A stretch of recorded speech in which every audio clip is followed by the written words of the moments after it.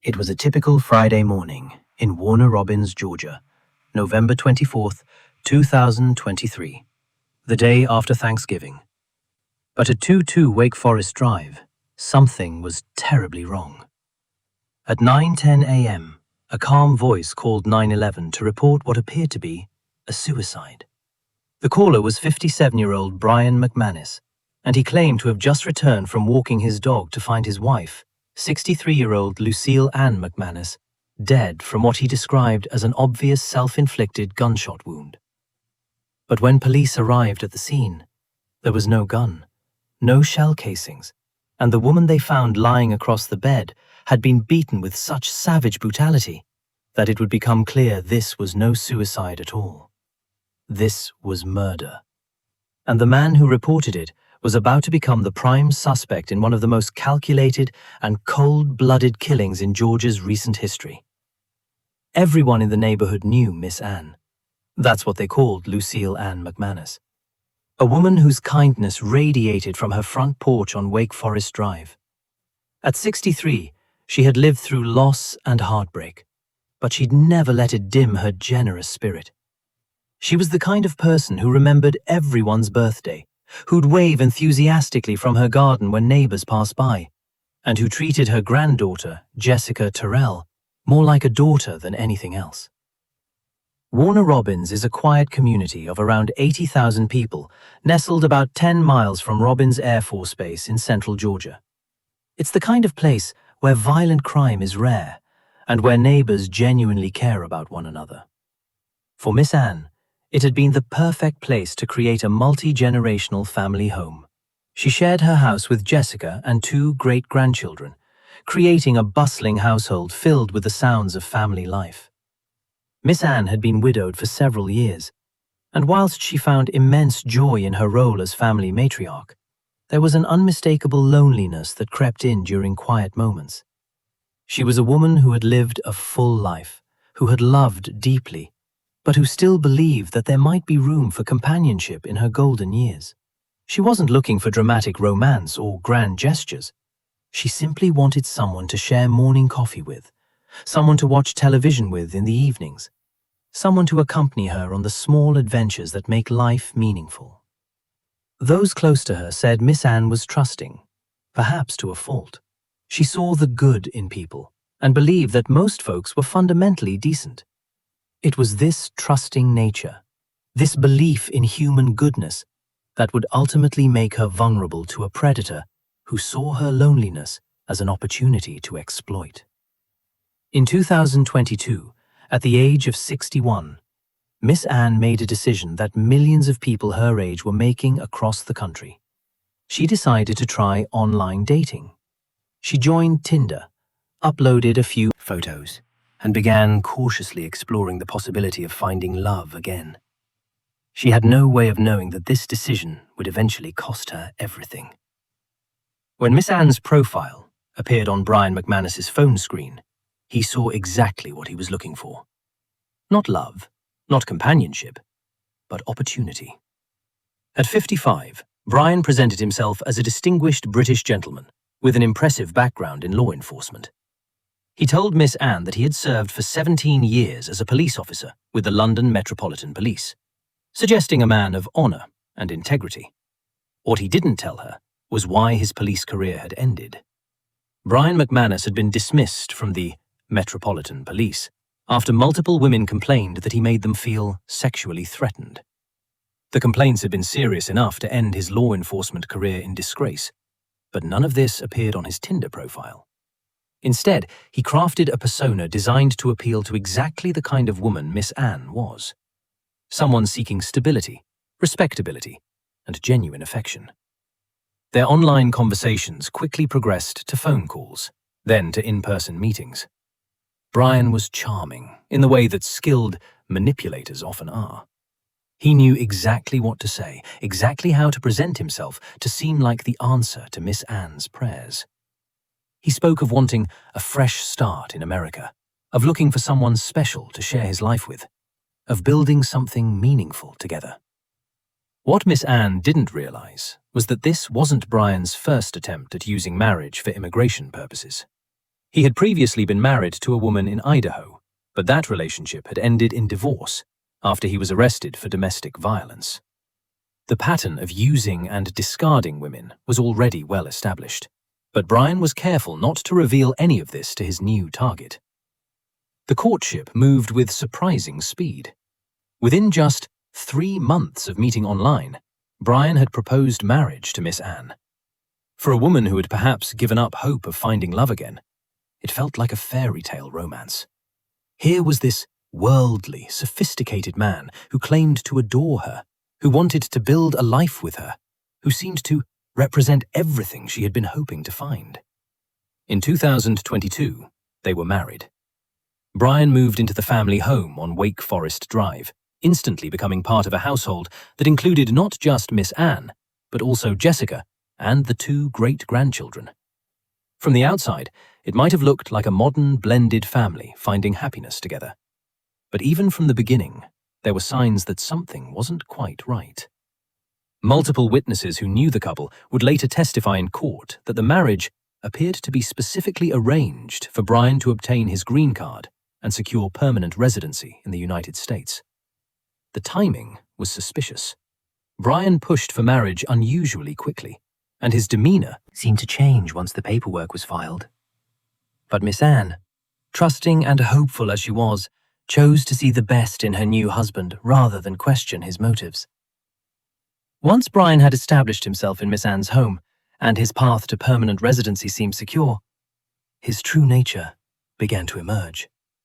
The charming British gentleman who had wooed her online started to reveal himself as something much darker and more calculating.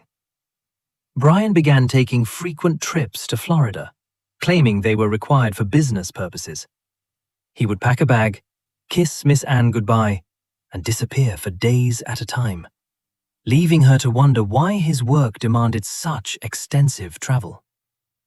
He was vague about the details, offering only brief explanations about meetings and business opportunities that required his presence in another state. But Brian wasn't in Florida for business. He was there to visit his mistress. The woman Brian was secretly involved with was also married, making their affair a double betrayal that demonstrated his complete lack of regard for the sanctity of marriage or the feelings of the women in his life. For months, Brian maintained this elaborate deception with the same cold calculation that had characterized his approach to the marriage itself. He would return from these trips and slip back into the role of devoted husband, telling Miss Ann he loved her, participating in family dinners, playing the part of a man committed to building a life with her. But it was all performance. District Attorney Eric Edwards would later describe Brian's behavior during this period as that of a serial liar and conman, who viewed the women in his life as nothing more than disposable objects to be used for his own purposes. During this time, those closest to Miss Ann began to notice subtle changes in Brian's behavior. Jessica Terrell later recalled that he seemed increasingly distant at family gatherings. He would often withdraw from conversations, appearing uncomfortable when expected to engage naturally with the family he had supposedly joined. There was something unsettling about his presence in their home. Though no one could have predicted the true extent of his deception or the danger he represented, Brian's pattern of behavior with women was becoming clearer to investigators, who would later piece together his history. The dismissal from the Metropolitan Police after sexual harassment complaints, the failed marriage in Idaho that ended with a domestic violence arrest, the calculated targeting of Miss Ann for immigration fraud. Each relationship followed the same template. Brian would identify vulnerable women, exploit their trust and emotions for his own gain, and then discard them when they were no longer useful to him. What made Brian particularly dangerous was his ability to maintain multiple deceptions simultaneously, while appearing completely normal to those around him. He was what prosecutors would later call a textbook narcissist who thinks he is the smartest man in the room. This arrogance would ultimately contribute to his downfall. but not before it cost Miss Ann her life. The most chilling aspect of Brian's deception was how completely he had integrated himself into Miss Ann's world. He knew her routines, her vulnerabilities, her daily patterns. He had access to her home, her family, her entire life. When the time came to silence her permanently, he would use all of this intimate knowledge against her. November 2023 marked the beginning of the end for Brian's carefully orchestrated deception. It was during this month that he made a mistake so careless, so revealing of his true priorities, that it would ultimately cost Miss Ann her life. In what can only be described as a moment of arrogance-induced carelessness, Brian accidentally sent Miss Ann a text message that had been intended for his mistress in Florida. The message was intimate, affectionate, and made it immediately clear that Brian was involved in a serious romantic relationship with another woman. For Miss Ann, receiving this text must have felt like the ground shifting beneath her feet. The man she had married, the man she had trusted with her heart and her home, was not only having an affair, he was having an affair that appeared to be far more emotionally significant than his relationship with her. But Miss Ann was not a woman to suffer in silence or to simply accept betrayal without consequences. She confronted Brian about the affair, demanding explanations and expressing the pain and anger that any betrayed spouse would feel. The confrontation was heated, with Miss Ann making it clear that she felt utterly deceived and manipulated. It was during this confrontation that Miss Ann made the decision that would seal her fate. In her anger and heartbreak, she told Brian that she was going to report their marriage to the immigration authorities as a sham. She threatened to expose the fraud that their entire relationship had been built upon. For Brian, this threat represented nothing short of catastrophe. If Miss Ann followed through on her threat, he would face immediate deportation back to the United Kingdom. His green card, which had been the entire purpose of their marriage, would be revoked. But rather than face the consequences of his deception, rather than accept responsibility for the web of lies he had woven, Brian began to contemplate something unthinkable. In his mind, the problem wasn't his behavior or his fraudulent marriage. The problem was Miss Ann herself. She had become an inconvenience, a threat to his plans. And in Brian's worldview, inconvenient women were disposable.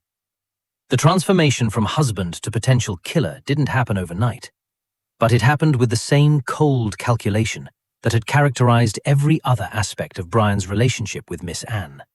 He began to plan her murder.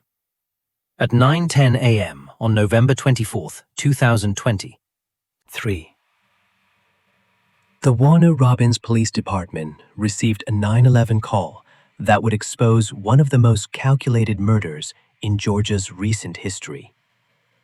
The caller was Brian McManus, and his voice was eerily calm as he reported what he claimed was his wife's suicide. "I've just come back from walking the dog," Brian told the operator, "and I found my wife dead. It looks like an obvious self-inflicted gunshot wound." When Detective Carmen Thompson and Detective Elizabeth Smith arrived at 22 Wake Forest Drive, they found Brian waiting in the front garden. His demeanor immediately struck them as unusual. Here was a man who claimed to have just discovered his wife's tragic death, yet he showed no visible grief, no shock, no emotional distress whatsoever. Brian repeated his story with mechanical precision. He had taken the family dog for a routine morning walk, and when he returned around 9 a.m., he had found Miss Ann dead in their bedroom. He claimed she had shot herself, though he couldn't explain where the gun might have gone. As the officers entered the house, they immediately knew something was wrong. Miss Ann's body was found lying naked across the bed, with massive head injuries that were completely inconsistent with a gunshot wound. There was no gun anywhere in the house, no shell casings, no gunpowder residue. What they found instead was a scene of overwhelming violence.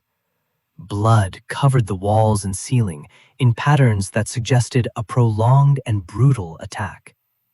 The injuries to Miss Ann's head were so severe that it was clear she had been beaten repeatedly with a heavy object. More troubling was Brian's behavior as officers processed the scene. Rather than showing concern for his deceased wife or asking about the investigation, he seemed primarily focused on whether he was being considered a suspect. When officers pointed out fresh scratch marks on his arms, Brian claimed he hadn't noticed them and couldn't explain how they had gotten there.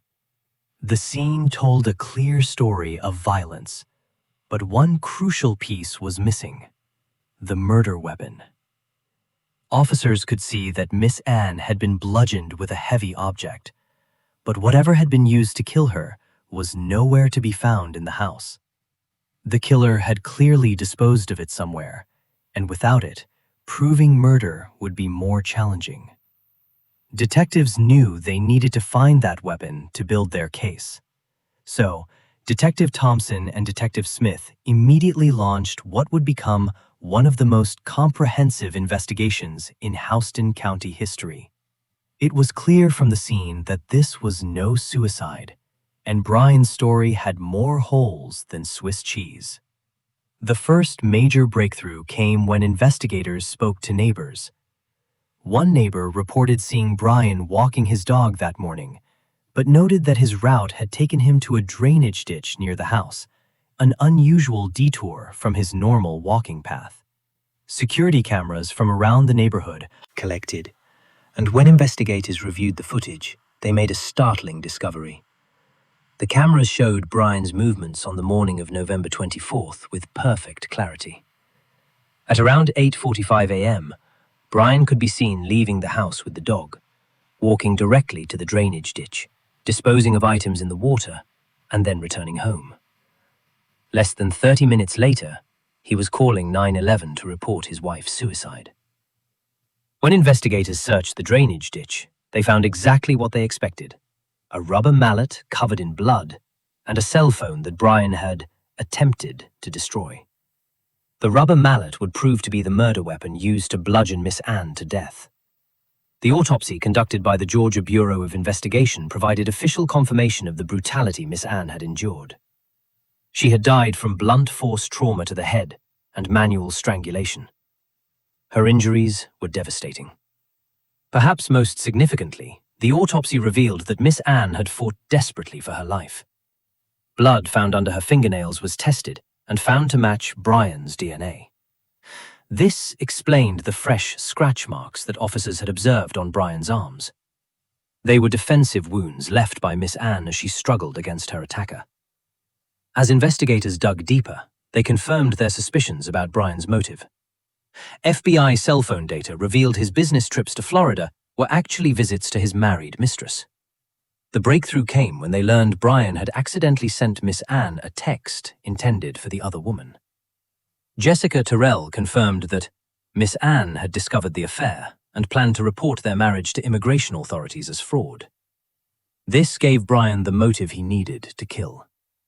Facing deportation back to the UK, where his law enforcement career had ended in disgrace, faced with overwhelming physical evidence, Brian began changing his story in increasingly desperate attempts to deflect suspicion from himself. Each new lie was more elaborate than the last, and each was systematically dismantled by the thorough investigation being conducted. Brian's first alternative explanation was perhaps the most cruel. He suggested that Miss Ann's granddaughter, Jessica Terrell, and her boyfriend might have been responsible for the murder. This wasn't just an attempt to avoid responsibility. It was a calculated attack on the very family members who were grieving Miss Ann's loss. But FBI cell phone location data quickly disproved Brian's accusations. The data showed conclusively that both Jessica and her boyfriend were miles away from the house during the time frame when the murder occurred. When his attempt to blame family members failed, Brian shifted to his next prepared story. He suggested that Miss Ann might have been killed during a home invasion or burglary gone wrong. According to this version, Unknown intruders had broken into the house, murdered Miss Ann for unclear reasons, and then fled without taking anything of value. But this story fell apart immediately upon examination. Investigators found no signs of forced entry anywhere on the property. The security footage provided the final evidence that destroyed Brian's alternative theories. The cameras showed only 2 people present at the house during the relevant time frame: Miss Ann and Brian himself. There was no evidence of any third party entering or leaving the property at any time. As each of Brian's stories was proven false, his behavior became increasingly erratic. He continued to insist on his innocence while simultaneously changing his account to try to explain away newly discovered evidence. This pattern convinced investigators that they were dealing not with a grieving widower, but with a calculating killer who would say anything to avoid taking responsibility for his actions. With all of Brian's alternative stories disproven, the evidence painted a clear picture of what really happened. Brian had waited for Miss Ann to finish her morning shower, attacked her with a rubber mallet, and when that didn't kill her immediately, he strangled her with his bare hands. He then methodically cleaned up, disposed of the evidence during his dog walk, and called 911 to report a fake suicide. On November 25, 2023, just 24 hours after the murder, Brian McManus was arrested and charged with malice murder. The trial began on July 7, 2025. Over 6 days, prosecutors presented DNA evidence, security footage of Brian disposing of the murder weapon, and testimony about his pattern of exploiting women. Brian showed no emotion throughout, even when confronted with proof of his violence against Miss Ann. After 2 hours of deliberation, the jury found Brian McManus guilty of murder. On July 16, 2025, he was sentenced to life in prison without parole. Judge Edward D. Lukemere told him, "You basically bashed in the skull of another human being." Brian would never walk free again. The murder devastated Miss Ann's family. Jessica Terrell told the court, "I can't tell her how sorry I am, and how selfish I feel for not eating Thanksgiving lunch with her the day before she was brutally beaten to death." Another granddaughter described Miss Ann as my beautiful, kind and loving Mim, who was ripped away from my family very brutally by a selfish, cold-blooded monster. The family's pain was compounded by Brian's attempts to blame them for the murder they were grieving. Edwards described Brian as an evil sociopath who views the women in his life as disposable.